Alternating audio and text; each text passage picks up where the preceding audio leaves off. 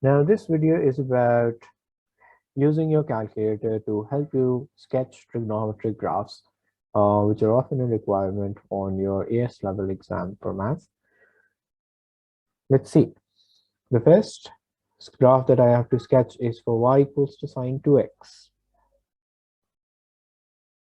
Okay, and my range is 0 to 360. So I need to make sure that I have the right mode on my calculator, that is degrees, and I'm sure of that. So I go to menu. I now scroll down and look for table on number 9.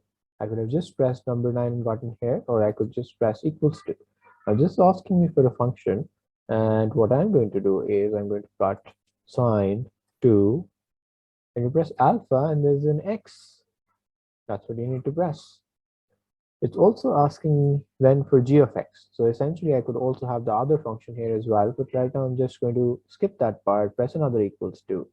It is now asking me for the range. So 0 to 360.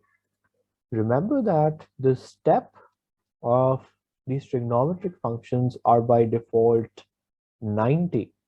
But in this case, you have 2x, and if you studied your graphs properly, you should know that the step sort of shrinks.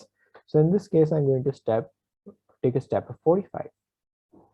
What this will tell me is the set of values that I can then use to sketch my graph. So I see on my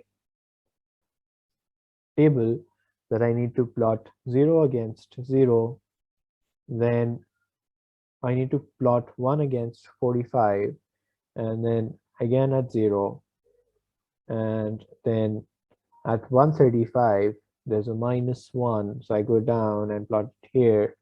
Then I scroll down a little to see the other values. I have a lot of other values. Again, 180 is 0, and it sort of goes on like that. So you can sketch all the values and you can see your graph. Okay,